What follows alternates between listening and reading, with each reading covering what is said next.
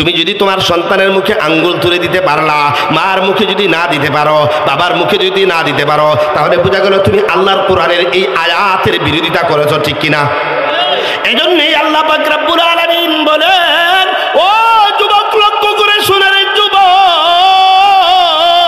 বিয়া করছো, বউ নিয়ে শান্তিতে আসো, বিয়া করছো, স্ত্রী নিয়ে আলাদা খাও, বাধা নাই, সমস্যা নাই, স্ত্রী নিয়ে সুখে আসো, বাধা নাই, সমস্যা নাই, কিন্তু মা বাবার খোঁজ খবর রাখতে হবে, ঠিক কিনা? ঠিক না?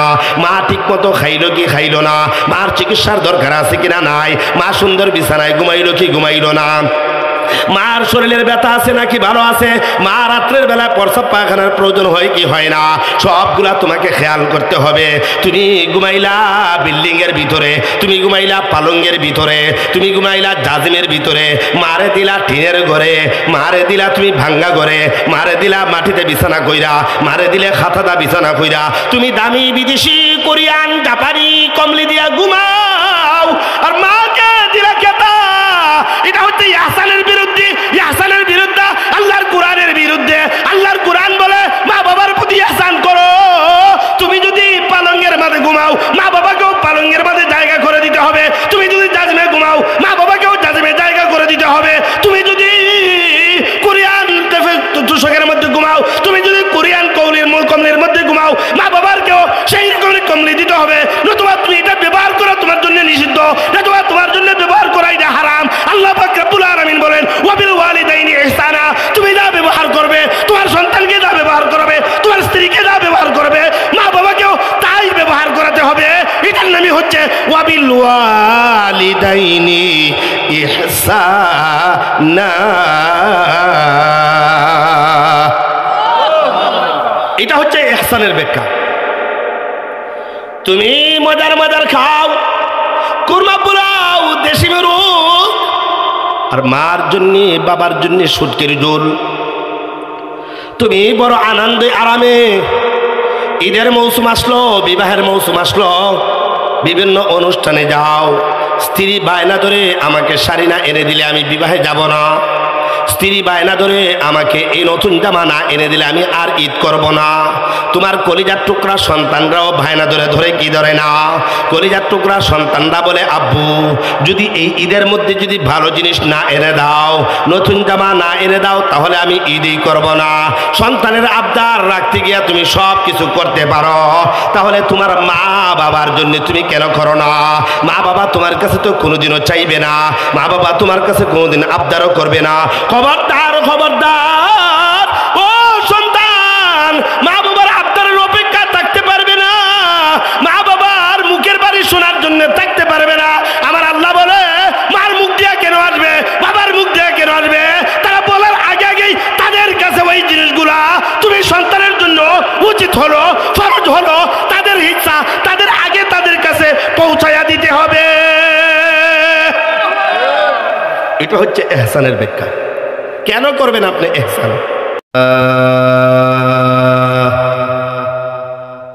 আলহামদুলিল্লাহ নাহমাদুহু ওয়া নাস্তাঈনুহু ওয়া নাস্তাগফিরুহু ওয়া নু'মিনু বিহি ওয়া নাতাওয়াক্কালু আলাইহি ওয়া নাউযু বিল্লাহি মিন শুরুরি আনফুসিনা ومن سيئات أعمالنا من يهده الله فلا مضل له ومن يضلله فلا هادي له ونشهد أن لا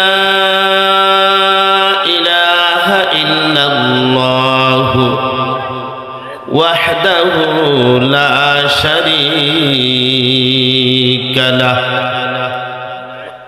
أرسل إلى الناس كافة بشيرا ونذيرا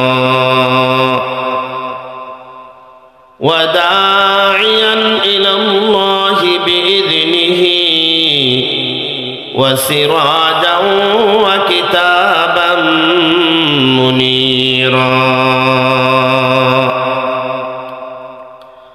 أما بعد فقد قال الله تبارك وتعالى في كلامه المجيد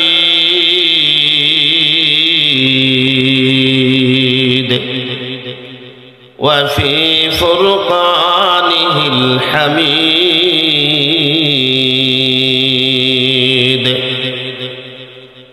أعوذ بالله من الشيطان الرجيم.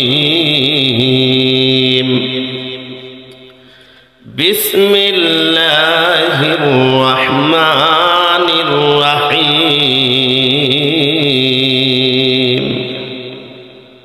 وقضى ربك ألا تعبدوا إلا إياه.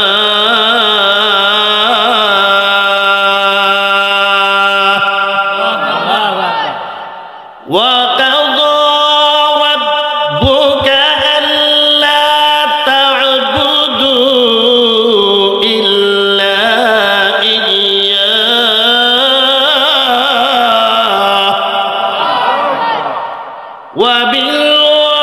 وبالوالدين إحسانا.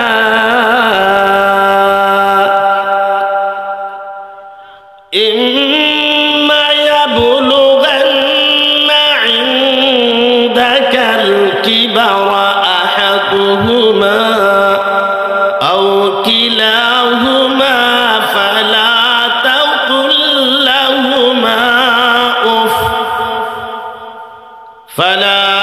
تقل لهما أف ولا تنهرهما وقل لهما قولا كريما.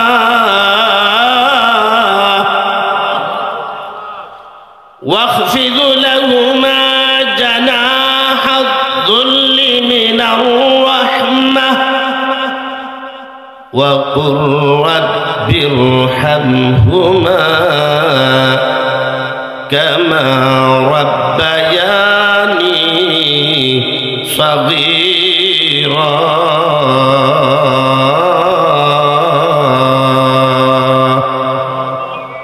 بارك الله لنا ولكم في القرآن العظيم ونفعنا وإياكم بالآيات والذكر الحكيم.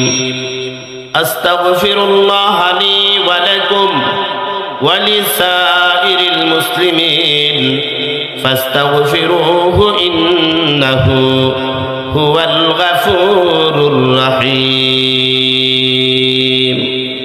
عن عبد الله رضي الله تعالى عنه قال: سألت النبي صلى الله عليه وسلم: أي العمل أحب إلى الله عز وجل؟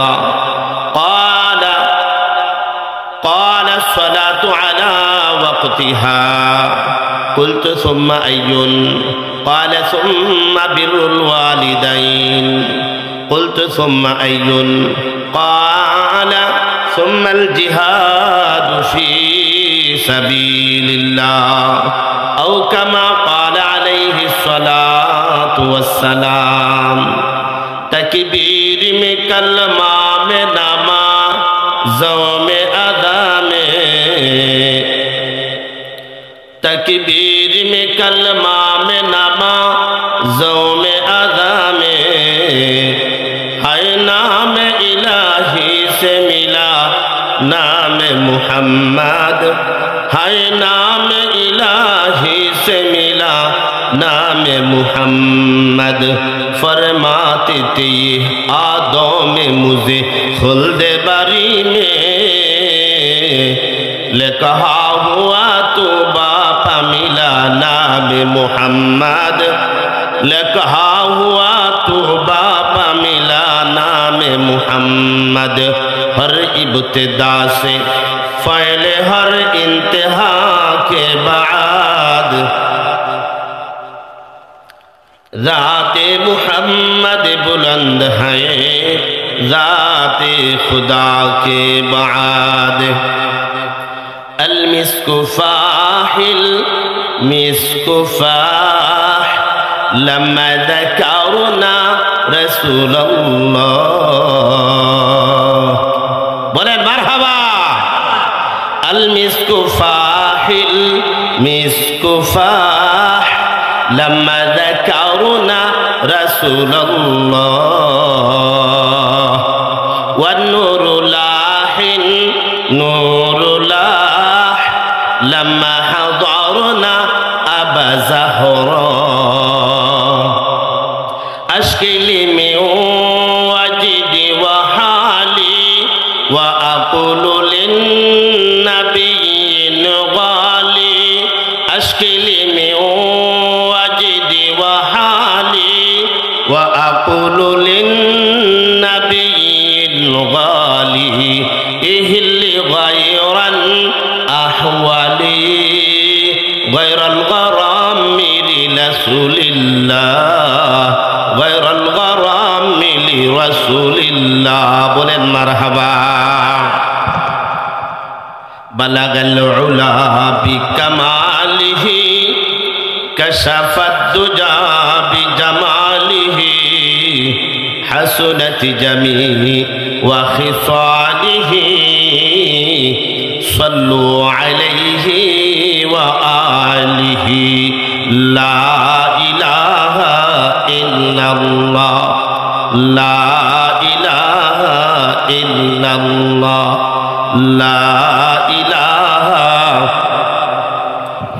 ला इलाहा इल्लल्लाह मुहम्मदुर रसूलुल्लाह सल्लल्लाहु अलैहि वसल्लम। इस्लामपुर पूर्वेकार रामकृष्णपुर नाকি জামে মসজিদ ও যুব সমাজের উদ্যোগে আয়োজিত 22তম বার্ষিক ইসলামী মহাসম্মেলনের মুহতারাম সম্মানিত সভাপতি উপস্থিত দিগর হযরত উলামা ইকরাম সম্মুখ পারে রয়েছেন মুরব্বী বাবাজিরা যুবক বন্ধুরা পর্দার আড়ালের আমার শ্রদ্ধেয়া অবলা সরলা মা ও বোনেরা আল্লাহ তাআলার কাছে সর্বপ্রথমই তৌফিক চাইতেছি এবং মহান প্রভুর শুকরিয়া জ্ঞাপন করতেছি যিনি আমাকে আপনাকে এই ঈমানি নুরানি মাহফিলের ভিতরে আসার বসার কথা বলার শোনার তৌফিক দান করে দিয়েছেন। আমরা সবাই অন্তরের গভীর থেকে কালিমাতু শুকর আদায় করি আলহামদুলিল্লাহ। আমি আপনাদের সামনে আল্লাহ তাআলার কালাম থেকে যে আয়াতে তিলাওয়াত করেছি এটা হচ্ছে সূরা বনি ইসরাইলের 23 নম্বর আর 24 নম্বর আয়াত। বিশ্ব নবীর হাদিস থেকে যে হাদিস কানা পাঠ করেছি আল্লাহ তাআলা তার কোরআনের আয়াতে এবং বিশ্ব নবী হাদিসের মধ্যে মা বাবার প্রতি সৎ ব্যবহারের কি গুরুত্ব, মা বাবার প্রতি প্রত্যেকটা সন্তানের কি দায়িত্ব রয়েছে আর কর্তব্য রয়েছে আল্লাহ তাআলা সবিস্তারে সেই সম্পর্কে আলোচনা করেছেন। মহান আল্লাহ পাক তাআলা যদি আমাকে তৌফিক দান করেন আমিও মাতা পিতার হক সম্পর্কে কয়েকটি কথা বলার চেষ্টা করব। ওয়ামা তৌফিকি ইল্লা বিল্লাহ। সম্মানিত বন্ধুগণ কথা বলে কি বললাম না, কথা বললে এখানে মাইকে এসে বলবেন, সমস্যা নাই তো, মাইকে এসে কথা বলুন, আমি চলে যাচ্ছি। ওকে, ঠিক আছে। তো বলতেছিলাম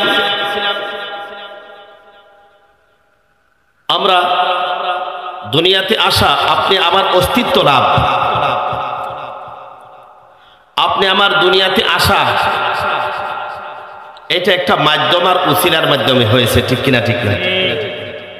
যে মাধ্যম আর যে উসিলাতে আপনি আমার অস্তিত্ব হয়েছে, দুনিয়াতে আপনি আমার আগমন ঘটেছে, সেই মাধ্যম আর উসিলা হচ্ছে আপনি আমার মাতা পিতা, ঠিক কিনা? ঠিক না? এজন্যই আপনি আমার প্রতি দুনিয়ার মানুষের যত সমস্ত মহব্বত, ভালোবাসা, অনুগ্রহ আর দয়া রয়েছে, এর মধ্যে সবচেয়ে বড় দয়া, সবচেয়ে বড় অনুগ্রহ হচ্ছে আপনি আমার প্রতি মাতা পিতার দয়া আর অনুগ্রহ, ঠিক কিনা? ঠিক না? বন্ধুগণ, আমার লক্ষ্য করে শুনুন, আল্লাহ পাক রব্বুল আলামিন আপনি আমাকে দুনিয়াতে পাঠাইছেন মাধ্যম দিয়া। এই মাধ্যমটাই হচ্ছে আপনি আমার মাতা পিতা, ঠিক কিনা? ঠিক না? এই জন্যই আপনি আমার প্রতি দুনিয়ার মানুষের যে অনুগ্রহ রয়েছে, দুনিয়ার মানুষের যে দয়া রয়েছে, এর মধ্যে শ্রেষ্ঠতম দয়া হলো, শ্রেষ্ঠতম অনুগ্রহ হচ্ছে আপনি আমার প্রতি মাতা পিতার দয়া আর অনুগ্রহ, ঠিক কিনা? ঠিক না? এই জন্যই বাবাজিরা আমার লক্ষ্য করে শুনুন, আল্লাহ পাক রব্বুল আলামিন এই জন্যই আপনি আমার জন্য যতটুকু ভালোবাসা পৃথিবীর মানুষের মধ্যে রেখে দিয়েছেন, আপনি আমার জন্য যতটুকু অনুগ্রহ রেখে দিয়েছেন, প্রত্যেকটা ভালোবাসার ভিতরে, প্রত্যেকটা অনুগ্রহের ভিতরেই দেখবেন স্বার্থ নিহিত আছে। দুনিয়ার মানুষ যতই আমাকে মহব্বত করুন, যতই আমাকে ভালোবাসুক না কেন, দেখবেন আজকে রামকৃষ্ণপুরের মানুষ আমাকে দাওয়াত করে নিয়ে এসেছে, তাও একটা স্বার্থ আছে, ঠিক কিনা? ঠিক না? এই জন্যে ভাই ভাইকে মহব্বত করে, তাও স্বার্থ আছে, ঠিক কিনা? ঠিক না? বোন ভাইকে ভালোবাসে, ভাই বোনকে ভালোবাসে, তার ভিতরেও স্বার্থ আছে। যখন দেখবেন বোন ভাইয়ের কাছ থেকে স্বার্থ হাসিল হচ্ছে না, ভাই ভাইয়ের কাছ থেকে স্বার্থ হাসিল হচ্ছে না, তখন দেখবেন ওই বোন ভাইয়ের বিরোধী হয়ে যায়, ঠিক কিনা? ঠিক না? ওই ভাই ভাইয়ের বিরোধী হয়ে যায়, ঠিক কিনা? ঠিক না? এমনকি স্বামী স্ত্রীর কত মধুর সম্পর্ক, এই মধুর সম্পর্কের মধ্যে দেখবেন স্বার্থ আছে, ঠিক কিনা? ঠিক না? স্ত্রী আমাকে ততদিন ভালোবাসবে যতদিন স্ত্রীর ইজ্জত আমার মাধ্যমে ঠিক থাকবে, ঠিক কিনা? ঠিক না? স্ত্রীর ভরণ পোষণ যতদিন পর্যন্ত আমি করব, স্ত্রীর ইজ্জত সম্মান যতদিন টিকে রাখব, ততদিন পর্যন্ত স্ত্রীও আমাকে ভালোবাসবে, ঠিক কিনা? ঠিক না? যখন স্ত্রী দেখবেন স্বামীর মাধ্যমে ফায়দা হচ্ছে না, বরং দুর্নাম হচ্ছে, ক্ষতি হচ্ছে, দেখবেন ওই স্ত্রী আপনার পাশে আর থাকবে না, আপনাকে ছেড়ে চলে দিয়ে, ডিভোর্স দিয়ে অন্য আরেকজনের হাত ধরে চলে যাবে, ঠিক কিনা? ঠিক না? ওইভাবে স্বামীর ব্যাপারটাও তাই। দুনিয়ার আপনি যেদিকেই তাকান না কেন, যেদিকেই আপনি দেখবেন না কেন, প্রত্যেকটা আপনার অনুগ্রহ আছে মানুষের, প্রত্যেকটা অনুগ্রহের মধ্যেই স্বার্থ নিহিত আছে। এমন কোন দয়া, এমন কোন মায়া আপনার প্রতি নাই, নিঃস্বার্থ আপনাকে ভালোবাসবে এমন কেউ নাই। শুধু পৃথিবীর বুকে আপনাকে নিঃস্বার্থ যিনি ভালোবাসা দিয়েছেন, একটা ভালোবাসা আপনার জন্য শুধু রয়েছে, যেটা একবার নিঃস্বার্থ ভালোবাসা। ওই ভালোবাসার ভিতরে কোনো স্বার্থ নাই, ওই ভালোবাসার ভিতরে কোনো ফায়দা নাই, ওই ভালোবাসার ভিতরে কোনো লাভ খুঁজবে না। এটা হচ্ছে সন্তানের প্রতি পিতা মাতার ভালোবাসা, ঠিক কিনা? এই জন্যেই ইসলামপুরের বন্ধুরা, ও যুবক, ও মুরব্বী বাবাজিরা, ও পর্দার মা বোনেরা, শোনো, আপনাকে আপনার মা, আপনার বাবা যতটুকু ভালোবাসা দিয়েছেন, ওই রকম ভালোবাসা পৃথিবীর বুকে আপনাকে আর কেউ দিতে পারবে না। আপনাকে একমাত্র নিঃস্বার্থ যিনি ভালোবাসা দিয়েছেন, আপনাকে স্বার্থবিহীন যিনি মহব্বত দিয়েছেন, একমাত্র মা বাবার মহব্বত, ঠিক কিনা? ঠিক না? বলবেন হুজুর, দুনিয়ার কেউ আমাকে নিঃস্বার্থ ভালোবাসে না, কিন্তু মা বাপ কেন আমাকে নিঃস্বার্থ ভালোবাসবে? এটার পিছনে কারণ কি? এটার পিছনে কারণ হচ্ছে আল্লাহ মাতা পিতার কলিজার ভিতরে একটা জজবা তৈরি করে দিয়েছেন। মা বাপের কলিজার ভিতরে আল্লাহ পাক রব্বুল আলামিন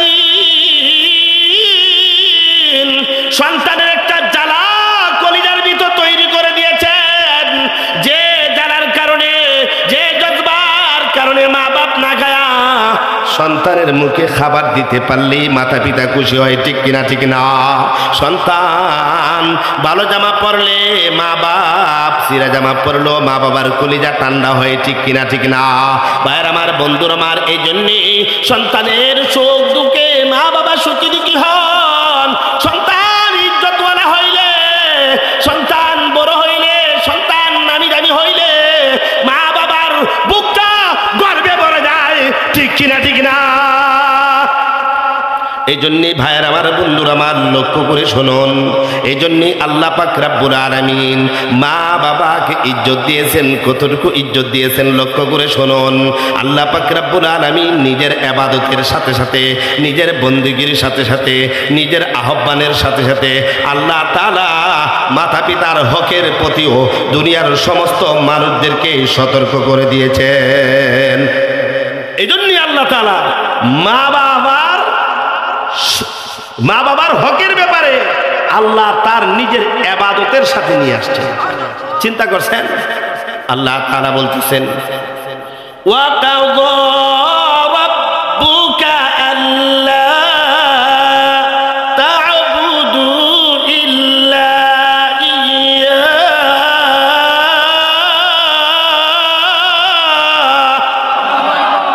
ওয়া বিল ওয়ালিদাইনি ইহসানা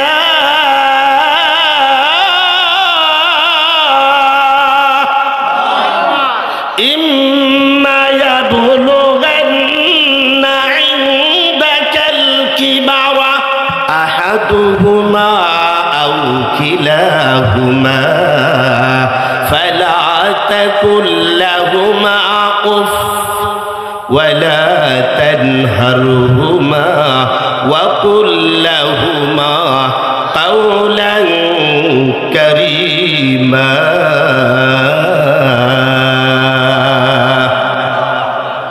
واخفض لهما جناح الذل من الرحمة وقل رب ارحمهما كما ربياني صغيرا।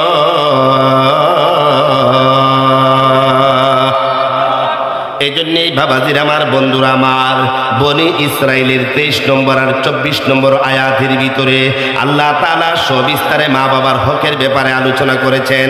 আল্লাহু আকবার। আল্লাহ তাআলা সূরা বনি ইসরাইলের 23 আর 24 নম্বর আয়াতে মা বাবার হকের ব্যাপারে আল্লাহ তাআলা দুনিয়ার সমস্ত মানুষদেরকে বলতেছেন, তোমাদের মা বাবার ব্যাপারে আমি আল্লাহ প্রত্যেকটা মানুষকে তার মা বাবার ব্যাপারে 6টা নির্দেশ করতেছি। সুবহানাল্লাহ। কয়টা নির্দেশ? 6টা নির্দেশ। 6টা নির্দেশ হচ্ছে ফরজ। আল্লাহ পাক রব্বুল আলামিন কুরআনের মাধ্যমে প্রত্যেকটা সন্তানদেরকে বলতে চান, তোমরা তোমাদের মা বাবার ব্যাপারে 6টা জিনিস সতর্ক থাকতে হবে, খেয়াল রাখতে হবে। আমি আল্লাহ তোমার মা বাবার ব্যাপারে 6টা জিনিস ফরজ করে দিলাম। মা বাবার প্রতি 6টা জিনিস খেয়াল রাখতে হবে। 6টা জিনিস, 6টা দায়িত্ব মা বাবার নিতে হবে। ওই 6টা দায়িত্ব নেওয়া প্রত্যেক সন্তানের জন্য ফরজ। আপনারা কি কারো সন্তান না? মা কারো সন্তান না? আপনার আকাশ থেকে এমনি আইছেন? আদমের মতো দুনিয়াতে আইছেন? হ্যাঁ, অবশ্যই তো মা বাবার মাধ্যমে আইছেন, নাকি না? আদমের মাধ্যমে আইছেন? আদমের মতো আইছেন? আদমের তো মাও নাই, বাপও নাই। বাবার মতো না? না, ঈসার মতো আইছেন? ঈসার তো বাবা নাই, শুধু মায়ের মাধ্যমে আইছেন। না, আল্লাহ তাআলা ঈসার মতো আমাদেরকে পাঠান নাই, আদমের মতো না, হাওয়ার মতো না, ঠিক কিনা? ঠিক না? তাদেরকে আল্লাহ তাআলা বিশেষভাবে পাঠাইছেন, আর আমাদেরকে আল্লাহ তাআলা মা বাবার মাধ্যমেই দুনিয়াতে পাঠাইছেন, ঠিক কিনা? ঠিক না? মা বাবার 6টা হক এই যুবকরা জানো? মা বাবার 6টা হক জানেন? আল্লাহ তাআলা আপনার প্রতি ফরজ করেছেন। যদি না জাইনা, না শুননা, না মাইনা, না পালন করে কবরে যান মিয়া, তাহলে কি হবে? কবিরা গুনাহগার হইয়া মৃত্যুবরণ করবে। আল্লাহ পাক রব্বুল আলামিন বলেন, মা বাবার ব্যাপারে 6টা দায়িত্ব। যদি মা বাবার ব্যাপারে 6টা জিনিস যদি পালন করতে পারেন, তাহলে তুমি মা বাবার বাধ্যগত সন্তান হইবা। তোমার জন্য আমি আল্লাহ জান্নাতের সুসংবাদ দিতেছি। তোমার মা বাপ যদি তোমার প্রতি খুশি হয়, আমি আল্লাহও খুশি হইয়া তোমাকে জান্নাতের মেহমান বানায়া দিব। ও ইসলামপুরের যুবকেরা শুনো, আমার আল্লাহ পাক রব্বুল আলামিন বলতে চান যে বান্দার প্রতি মা বাপ বেজার বেজার বেজার, জানে রাখো তাদের প্রতি আমি আল্লাহর লানত, তাদের প্রতি আমি আল্লাহর লানত। আমি আল্লাহ তাদের প্রতি কিয়ামতের দিন আমার জান্নাতকে হারাম ঘোষণা করে দিলাম। ও মেয়ে চিন্তা করছেন, মা বাপকে খুশি করে যদি না মরতে পারেন, জান্নাত কি? জান্নাত কি? কে বলছেন? আল্লাহ বলছেন। কে বলছেন? জান্নাত হারাম। তাইলে কি হইয়া কবরে যাইতেছেন চিন্তা করতেছেন? তাহলে 6টা জিনিস জানার দরকার কি দরকার নাই? এক এক করে যদি আপনারা সুযোগ দেন, তাহলে 6টা জিনিস আলোচনা করবো, আর না করলে এমনি মোনাজাত। যেহেতু এখন আপনারা সময় দিলে আমি 6টা জিনিস আজকে বলতে পারবো। আমারও মনের মধ্যে খুব ইচ্ছা, সেই রকম ভাবে বাউকে সাউকে আমি আইছিলাম যে আজকে ফাটাইবো ভাই। ওরে বাবা, বুঝছেন? এখন আপনারা তো গেছে গা বেড়াইলে আমরা ফেলাই গিয়া। তো যাই হোক, আল্লাহ তাআলা যদি আমাকে তৌফিক দান করেন, 6টা জিনিস প্রত্যেকটা মুসলমানের জন্য, প্রত্যেকটা মানুষের জন্য জানা ফরজ, মানা ফরজ। আল্লাহ বলেছেন 6টা জিনিসকে। আল্লাহ তাআলা কি বলতেছেন দেখেন, ওয়া কাযা রাব্বুকা আল্লা তা'বুদু ইল্লা ইয়্যা।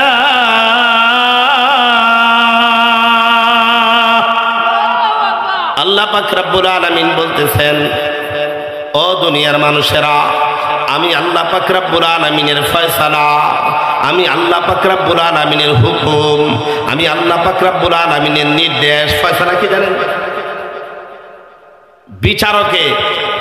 বিচারকের আসনে বসিয়া কোর্টে যে রায় দেয়, এই রায়কে ফয়সালা বলে, কাযা বলে।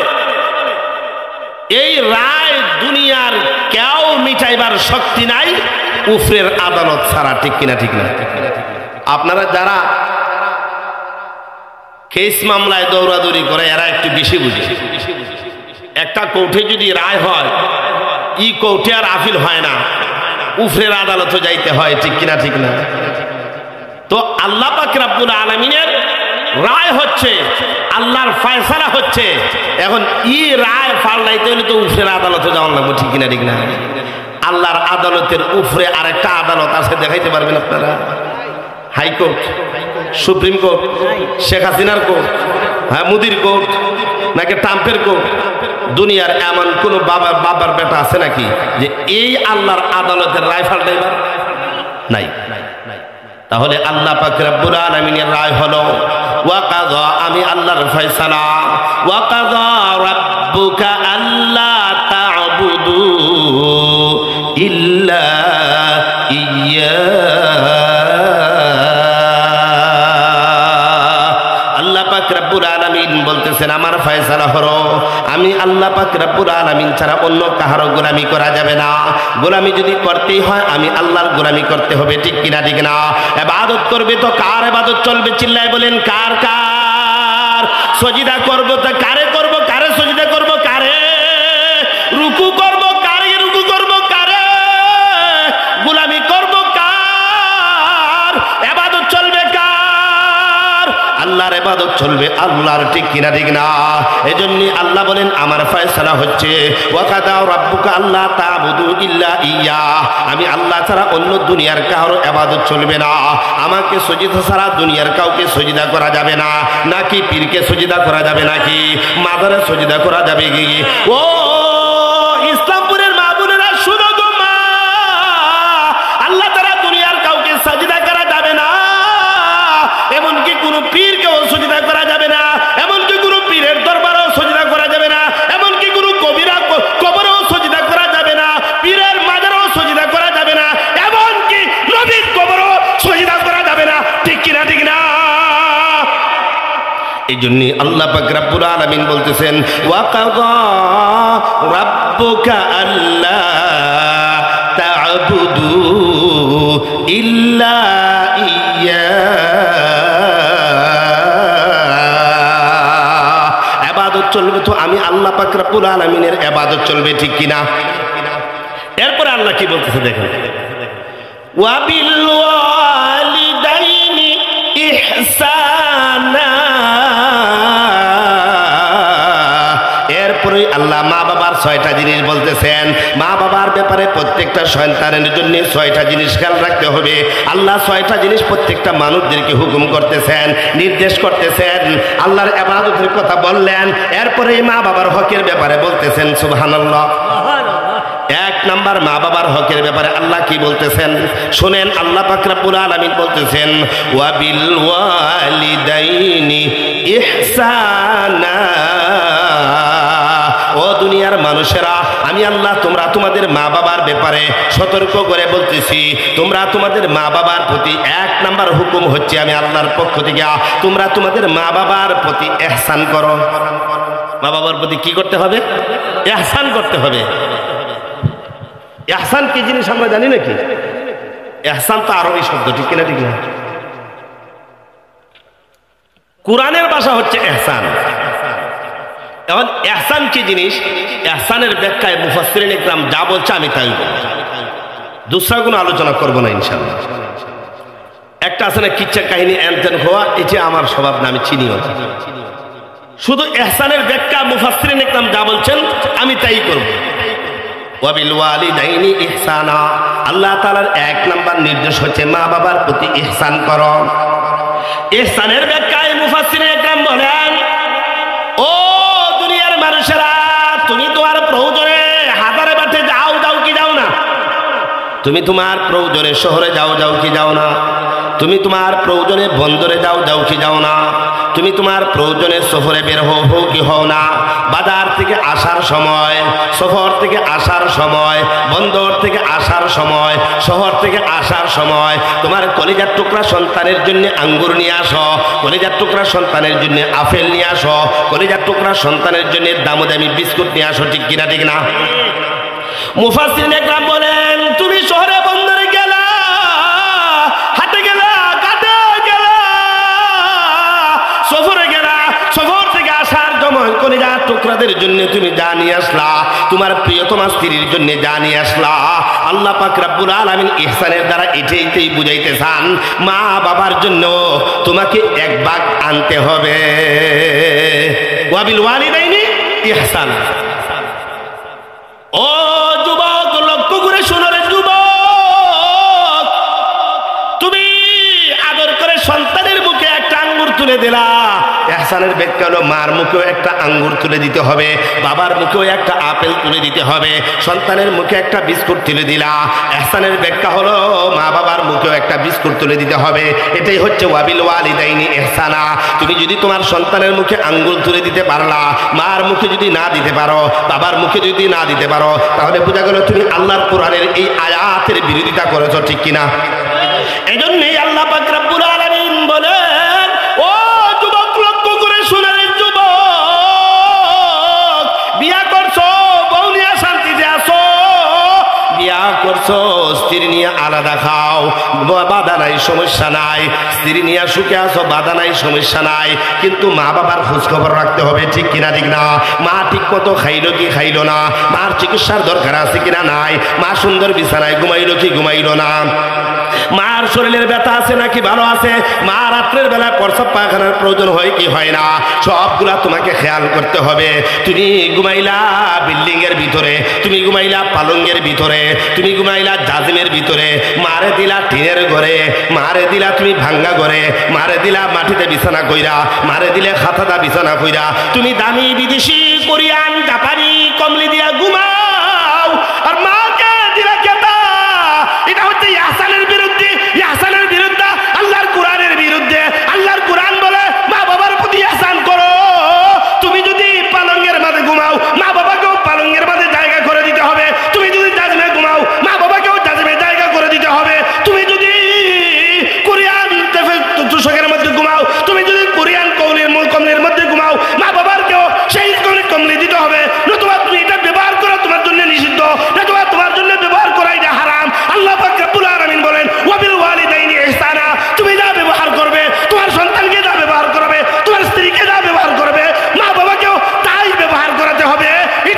হচ্ছে ওয়াবিল ওয়ালিদাইনি ইহসানা।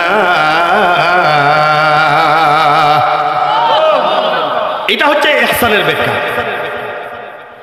তুমি মজার মজার খাও, কুরমা পোলাও, দেশি গরু, আর মার জন্য বাবার জন্য সুটকির ঝোল। তুমি বড় আনন্দে আরামে ঈদের মৌসুম আসলো, বিবাহের মৌসুম আসলো, বিভিন্ন অনুষ্ঠানে যাও, স্ত্রী বায়না ধরে আমাকে শাড়ি না এনে দিলে আমি বিবাহে যাব না, স্ত্রী বায়না ধরে আমাকে এই নতুন জামা না এনে দিলে আমি আর ঈদ করব না।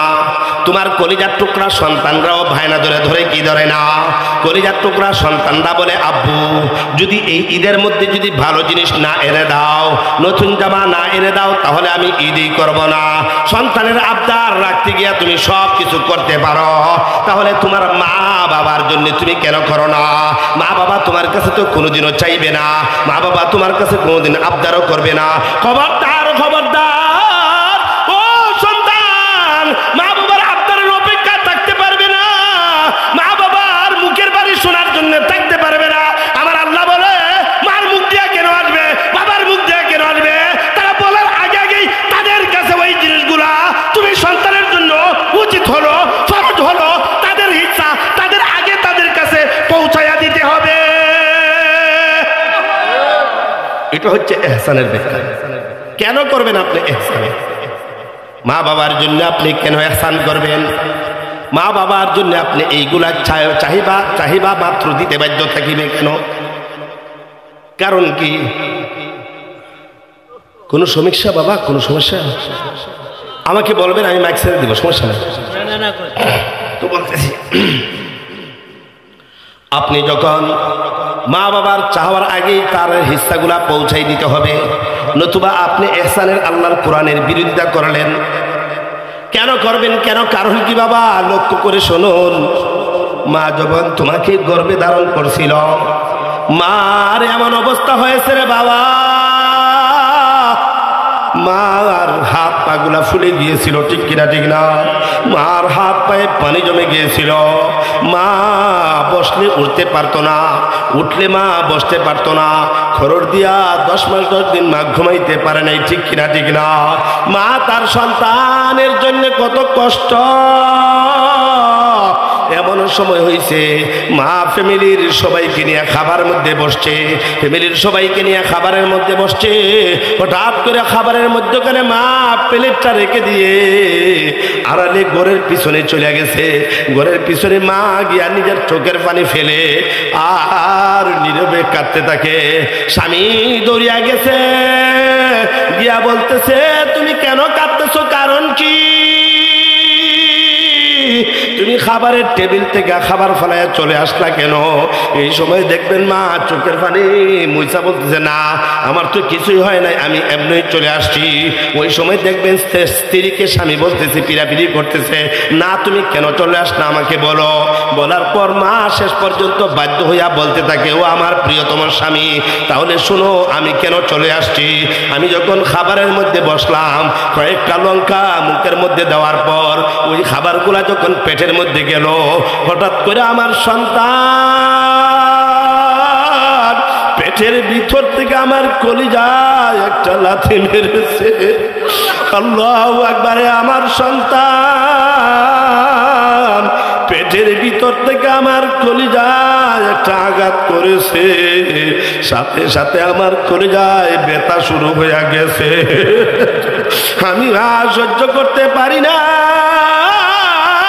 মানুষের সামনে চোখের পানি ফেললে মানুষ মন্দ বলবে, এই জন্য আমি খাবার ফেলে দিয়া চলে আসছি। ভাইয়ের আমার, বন্ধুরা আমার, ও যুবক, মায়ের এমন অবস্থা হয় প্রসবের সময় যেমন গমায় গনায় আসে, মা দিন দিন শুধু খালি দুর্বল হইতে থাকে, ঠিক কিনা ঠিক না? মা শেষ পর্যন্ত এমন দুর্বল হয়, স্বামীর পাও দিয়ে কাঁদে আর বলে, স্বামী ও আমার স্বামী,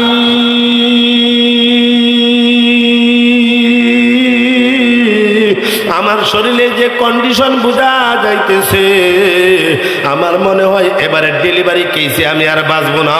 স্বামী রে, ডেলিভারি কেসে যদি আমি মারা যাই, তুমি আমার হাতে ধরে ওয়াদা করো আমার গর্ভের সন্তানের প্রতি তুমি কোনোদিন অন্যায় করবে না। এর নাম হচ্ছে মা। ভাইয়ের আমার, বন্ধুরা আমার, কিসের জন্য মার প্রতি ইহসান করবেন? মার প্রতি কেন আপনি এত দরদ দেখাবেন? আল্লাহু আকবার। মার যখন প্রসবের সময় হয়, চিল্লায় কাটতে থাকে আর বলতে থাকে, কে কোথায় আসো রে? আমাকে একটা চাকু দাও, দাও, বেলের দাও, আমি আর সহ্য করতে পারতেছি না। আমি আমার পেটটারে আমি নিজের হাত দিয়ে কাটিয়ে ফেলবো। এইভাবে মা চিল্লাইতে থাকে আর কাঁদতে থাকে, ঠিক কিনা? বাইরে আমার, বন্ধুরা আমার, এত কষ্ট বিজ্ঞান বলে, ডাক্তার বলে, একটা মানুষের যে পরিমাণ কষ্ট হইলে ওই মানুষটা দুনিয়ার মধ্যে বাঁচার কোনো ক্যাপাসিটি নাই। যে পরিমাণ কষ্ট হইলে মানুষটা দুনিয়াতে বাঁচতে পারবে না। একটা মা তার প্রসবের সময় এর চেয়ে দ্বিগুণ ব্যথা অনুভব করে। মা এত ব্যথা অনুভব করার পরেও যখন মা তার সন্তানকে প্রসব করে, রে বাবা, সন্তানকে প্রসব করার পর মার কুলে যখন সন্তানটা দেওয়া হয়, মা সন্তানরে কুলে নিয়া সন্তানের চেহারার দিকে তাকায় একটা মুস্কি হাসি দেয়। একটা মুস্কি হাসি দিয়া মা 10 মাস 10 দিনের ব্যথা, প্রসবের ব্যথা সাথে সাথে অন্তর থেকে মুছে দেয়, ঠিক কিনা? 10 মাসে 10 দিন গর্ভে রেখে মায়ে কত কষ্ট করেছে। 10 মাসে 10 দিন গর্ভে রেখে মায়ে কত কষ্ট করেছে। প্রসবের কালে গো মায়ের কত রক্ত ঝরেছে। সেই ব্যথাও মাই ভুলিয়া যায় সন্তানের মুখ দেখে, সন্তানের মুখ দেখে। এই জন্যই বাবাজির আমার, বন্ধুরা আমার, ও যুবক, লক্ষ্য করে শুনুন। আপনি মায়ের কোলে যখন আসলেন, আল্লাহু আকবার, একটু চিন্তা করেন কতবার মার বুকে আপনি প্রস্রাব করেছেন, কত শতবার মার বুকে আপনি পায়খানা করেছেন। আল্লাহু আকবার, আল্লাহু আকবার। সন্তান যখন খাবার খাইতে চায় তাও মাই পেরেশানি করতে হয়, ঠিক কিনা? ঠিক না? শুধু এটাই না, সন্তান পানি খাবে তাও মার পেরেশানি করতে হয়, ঠিক কিনা? ঠিক না? সন্তান প্রস্রাব করবে তাও মায়ের পেরেশানি করতে হয়, ঠিক কিনা? ঠিক না? সন্তান পায়খানা করবে তাও মায়ের পেরেশানি করতে হয়, ঠিক কিনা? ঠিক না? সন্তান জামাটা গায়ে দিবে তাও মা ছাড়া কেউ সন্তানকে পরাইতে পারে না, ঠিক কিনা? ঠিক না? সন্তান ঘুমাইতে যাবে, আল্লাহু আকবার, সন্তান দেখবেন বাবারে কত আদর করে, বাবার জন্য পাগল, বাবাকে সারা সন্তান বোঝে না। আমার একটা 2.5 বছরের মেয়ে আছে, আল্লাহু আকবার, বাড়িতে গেলে আমার গলায় ধরে ধরে রাখে, কিন্তু যখন ঘুমাইবার সময় আসে আমাকে রাইকা মারে গলায় না ধরলে সন্তানের ঘুম আসে না, ঠিক কিনা? ঠিক না? ও যুবক, লক্ষ্য করে শুনুন, মা কাকে বলে? মা, মা কাকে বলে? মা কেন আল্লাহ তাআলা বলেছেন ওয়াবিল ওয়ালিদাইনি ইহসানা? আপনি কেন মা বাবার প্রতি ইহসান করবেন? আল্লাহু আকবার। আমার আরেকটা মেয়ে আছে, 8 বছর বয়স। আজ থেকে 5 বছর আগের কথা বলতেছি। তখন আমি গজারিয়া ছিলাম না, আরেক জায়গায় ছিলাম। গজারিয়া আসছি 5 বছর হয়েছে, এর আগের বছরের কথা বলতেছি। আমার একটা তখনকার সময়ে 3 বছরের আমার একটা সন্তান ছিল, এখন বয়স হয়েছে 8 বছর, নাম হচ্ছে সাবিহা। আমার মেয়েটা বাড়িতে মাদ্রাসা থেকে গেলাম, গিয়া দেখি মেয়েটা অসুস্থ। রাত্রে খাবার দাবারের পর যখন যখন আমি শুয়ে গেলাম, হঠাৎ করে 1.5 ঘটিকার সময় আমার ঘুম ছুটল। ঘুম থেকে জাগ্রত হইয়া দেখি বাচ্চার মা, বাচ্চার আমার সাবিহার মাথায় পানি ঢালতেছে। আমি তড়িঘড়ি করে ঘুম থেকে উঠে বলতেছি, তুমি একাই কেন বাচ্চার মাথায় পানি ঢালতেছ? আমাকে কেন জাগাও নাই? আমাকে কোনো ঘুম থেকে উঠাই নাই? তুমি একাই কেন কষ্ট করতেছ? এই সময় বাচ্চার মা চোখের পানি ফেলে আর কাঁদে আর বলে, বাড়িতে আসলাম, মেয়েটা অসুস্থ দেখলাম, খাবার দাবার পর ঘুমায় গেলাম, মেয়েটা যে ঘুমাইতেছে না, তোমার তো কোনো চিন্তা নাই, তোমার তো কোনো টেনশন নাই, কারণ তুমি তো আর মেয়েরে পেটও রাখো নাই, পেটে তো রাখছি আমি মা। ওয়া বিল ওয়ালিদাইনি ইহসানা। আল্লাহ তাআলা এমনিতেই বলেন নাই মা বাবার প্রতি ভালো ব্যবহার করো, মা বাবার প্রতি অনুগ্রহ করো, ইহসান করো। আল্লাহ পাক রব্বুল আলামিন এমনিতেই বলেন নাই, ঠিক কিনা? ঠিক না? বাইরে আমার বন্ধুরা আমার, ও যুবকেরা শুনো, তুমি যখন বসার বয়সের ছিলা, তুমি যখন 6 মাস, তোমার বয়স যখন 1 বছর, মা তোমাকে ঘরের মধ্যখানে অথবা উঠানে কিছু খেলনা দিয়া বসায় রাখছে, তুমি খেলতেছ।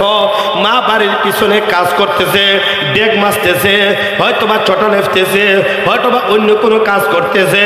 হঠাৎ করে তোমার কান্নার আওয়াজ শোনা যায়, তুমি কাঁদতেছ। মা বাড়ির পিছন দিয়া ডাক দিয়া বলে, কে আছো রে? কে আমার জাদুমণি কাঁদে কেন? দেখো। মার চিল্লি শোনা ভাই বোনেরা দৌড়ায় আসে, পাড়া প্রতিবেশীরা আত্মীয় স্বজনরা দৌড়ায় আসে। আইসা থেকে বাচ্চা পর্যাপ্ত পায়খানা করিয়া হাত দিয়া মাগাইয়া শৈল্য মাগাইয়া ফেলছে।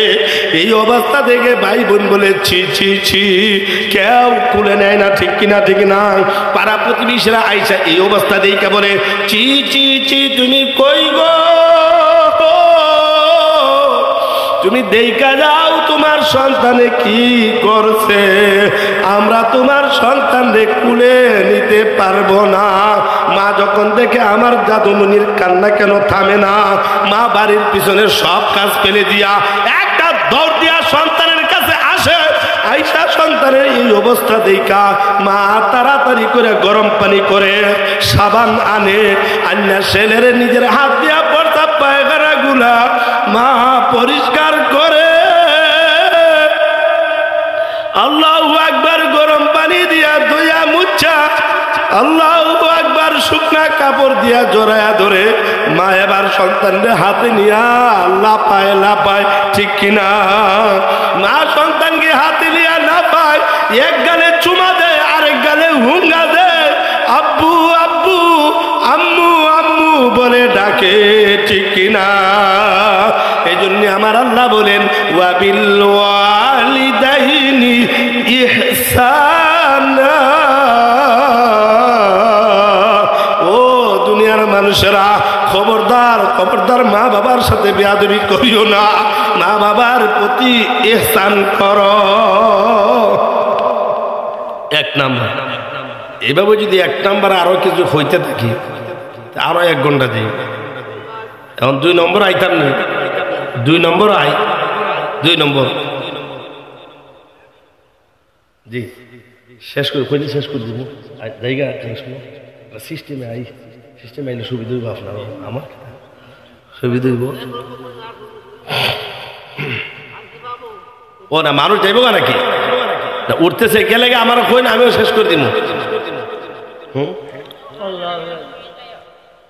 শেষ করে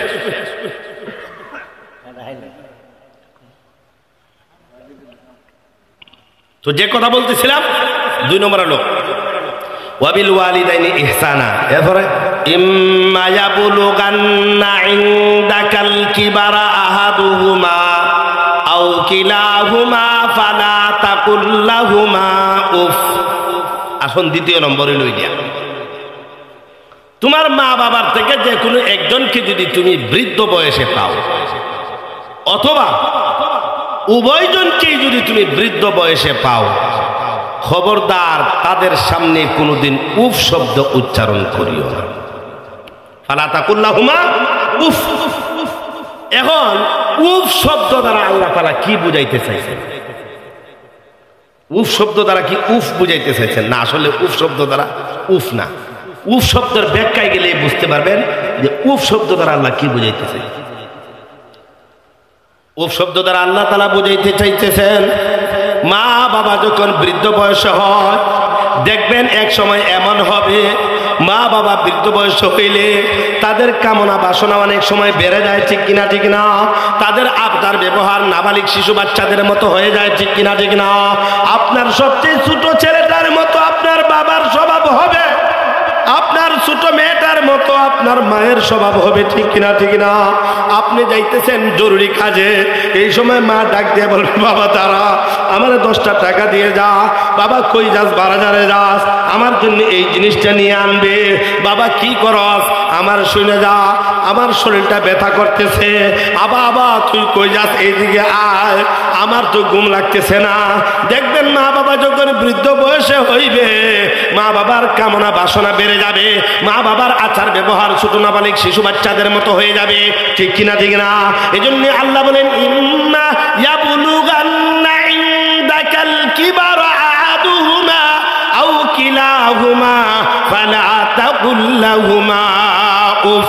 ও দুনিয়ার মানুষেরা, তোমরা যদি তোমাদের হায়াতে মা বাপকে যদি বৃদ্ধ অবস্থায় পাও, অথবা কোনো একজনকে যদি বৃদ্ধ অবস্থায় পাও, খবরদার তাদের সামনে উফ শব্দ উচ্চারণ করতে পারবে না।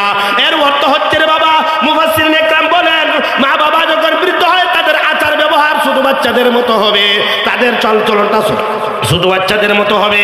খবরদার খবরদার, তাদের আচার ব্যবহারে, তাদের আবদারে, তাদের চলচলনে কোনোদিন তুমি বিরক্ত হইতে পারবে না। কি হইতে পারবে না? বিরক্ত হইতে পারবে না। এখন যেমন তার উফ শব্দের উচ্চারণ বোঝা গেছে কিনা? হ্যাঁ, বোঝা গেছে না? বুঝছেন কি বুঝছেন না? ফালা তাকুল লাহুমা উফ। খবরদার, মা বাবার আচরণে কোনোদিনও বিরক্ত হইতে পারবে না। মা বাবার আচরণে যদি তুমি বিরক্ত হও, আমার আল্লাহ তোমার প্রতি বেজার হইয়া যাইবে। এই জন্য ও যুবক, লক্ষ্য করে শোনো, খবরদার কোনোদিনও মা বাবার ও আচরণে, মা বাবার কথাবার্তায় মনের মধ্যে বিন্দু পরিমাণ কষ্ট নিতে পারবে না। মা বাবার আচরণে কোনোদিন তুমি বিরক্ত হইতে পারবে না, মনের মধ্যে বিন্দু মাত্র কষ্ট আনতে পারবে না। মা বাবার সামনে কোনোদিন কপাল কোষ করতে পারবে না। মা বাবার সামনে আপনি বাড়িতে গেলেন, আপনার মার ব্যাপারে আপনার পরিবার অনেক কিছুই বলবে, আপনার বাবার ব্যাপারে আপনার পরিবার অনেক কিছুই বলবে। খবরদার, পরিবারকে বিভিন্ন ভাবে আপনি সান্ত্বনা দিবে, কিন্তু মা বাবাকে টু শব্দ করতে পারবে না। এটাই হচ্ছে ফালা তাকুল লাহুমা উফ। কেন? এটার একটা কেন তো আছে। আমার বয়স যখন স্কুল জমানায়, আমি স্কুলে 5-এ পড়ি, তখনও মাদ্রাসায় যাই নাই। আমার আম্মা বৈশাখ মাসে ঢাম দিয়া দান সিদ্ধ দিতেছে, হঠাৎ করে একটা আইসক্রিমওয়ালা আসছে। আমার ঘটনা বলতেছে, আমার কথা, আমি তো জানি, মিথ্যা তো না, আমার কথা। লক্ষ্য করে শুনুন, আমার আম্মা ঢামের মধ্যে ডাম দিয়ে, অর্ধেক ডাম দিয়ে জাল দিতেছে, দান সিদ্ধ দিতে, বৈশাখ মাস। হঠাৎ করে এক ডোটা আইসক্রিম লইয়া হয়েছে। আমি আম্মাকে গিয়ে বললাম, আমাকে দ্রুত করে আইসক্রিম লইয়া দাও। আম্মা বলছে, তুমি যাও, আমি আসতেছি। এই কথা বলার পর অনেকক্ষণ হয়ে গেল, মা তো আর আসে না। আইসক্রিমওয়ালা পেটি কাঁধে নিয়ে চলে যাইতেছে। আমি ওই সময় হাতের মাঝে একটা কমলি নিলাম, গিয়ে মার পিঠের মধ্যে টাস করে বাড়ি দিলাম, দিয়া বললাম, আমাকে আইসক্রিম দিবা কখন? ওই ব্যথা তো চলে যাইতেছে। মা তাড়াতাড়ি করে একটা দৌড় দিছে, দৌড় দিয়া আইসক্রিমওয়ালাকে আটকাইলো। আমি কি করলাম শুনেন, আমাকে কেন মা সময় মতো আইসক্রিম দিল না? আমি মাটিতে পড়ে কান্না শুরু করলাম। মা আমাকে কুলে নিছে, আমাকে দইরা আইসক্রিমওয়ালার দ্বারে গিয়া, একটা নয় দুইটা নয়, আমার এখনো মনে আছে, আমার মা আমাকে 20টা আইসক্রিম দিছে। তারপরেও আমি সবগুলা গোলায় ফেলেছি, একটা আইসক্রিমও আমি খাই নাই। কিন্তু মা তখন বিন্দু মাত্র মনের মধ্যে কষ্ট নেয় না। এর নাম হলো মা, এর নাম হলো মা।